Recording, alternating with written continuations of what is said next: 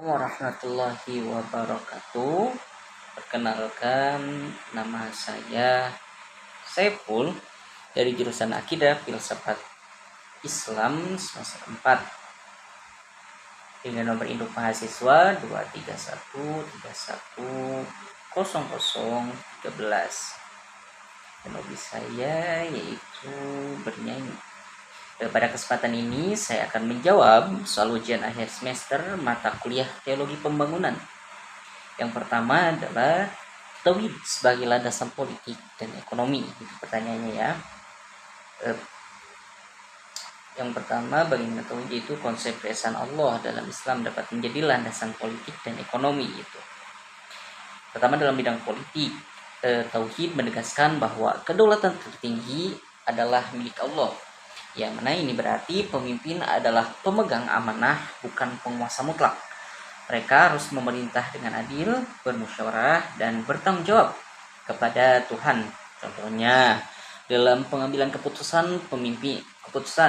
pemimpin harus mendengarkan aspirasi rakyat dan mengutamakan kepentingan umum di atas kepentingan pribadi atau golongan. Tauhid juga mendorong kesetaraan di hadapan hukum tanpa memandang perbedaan status, sosial, keadilan. Jadi prinsip utama dalam sistem politik yang berlandaskan tauhid. Dalam bidang ekonomi, tauhid mengajarkan bahwa kepemilikan sejati adalah milik Allah. Manusia hanya mengolah sumber daya yang diberikan. Ini mendorong pengelolaan ekonomi yang bertanggung jawab, menghindari eksploitasi berlebihan, dan menjaga keberlanjutan. Contohnya, praktik riba atau bunga dan monopoli dilarang karena menciptakan ketidakadilan ekonomi. Selanjutnya, tauhid juga menganjurkan zakat dan sedekah sebagai mekanisme redistribusi kekayaan, mengurangi kesenjangan sosial. Etos kerja yang tinggi juga ditekankan, mencari rezeki yang halal dan bermanfaat. Selanjutnya, tauhid sebagai pondasi penataan lingkungan hidup dan kota. Kedua, bagaimana tauhid menjadi pondasi penataan lingkungan hidup dan kota? Kita jawab, tauhid memandang alam semesta sebagai ciptaan Allah yang harus dijaga. Manusia adalah khalifah, pengelola bumi yang bertanggung jawab.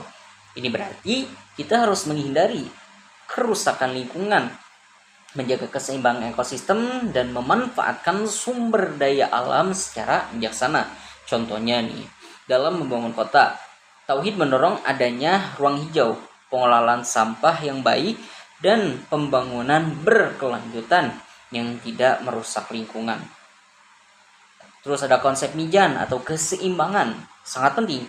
Pembangunan kota tidak boleh hanya mengejar keuntungan ekonomi sesaat, tetapi juga memperhatikan dampak jangka panjang terhadap lingkungan dan generasi mendatang. Selanjutnya ada etika lingkungan dalam tauhid, yang mana ini mencakup larangan mencemari lingkungan, membuang sampah sembarangan, dan melakukan eksploitasi sumber daya alam secara berlebihan. Kota yang ideal adalah kota yang bersih, sehat, dan nyaman untuk semua warganya. Terus untuk kesan tentang mata kuliah Teologi Pembangunan ini, sebenarnya saya ucapkan terima kasih kepada dosen pengampu Bapak Ita yang telah mengajar kami selama 1 semester ini.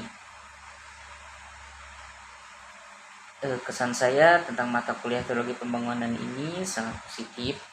Mata kuliah ini memberikan pemahaman yang mendalam tentang bagaimana ajaran agama, khususnya tauhid, relevan dengan berbagai aspek pembangunan. Saya menjadi lebih sadar gitu akan tanggung jawab kita sebagai individu yang bagian dari masyarakat untuk membangun dengan berlandaskan nilai-nilai agama. Mata kuliah ini juga menantang saya untuk berpikir kritis dan mencari solusi yang inovatif untuk masalah-masalah pembangunan yang kompleks. Mungkin demikian jawaban dari saya. Terima kasih atas perhatiannya. Wassalamualaikum warahmatullahi wabarakatuh.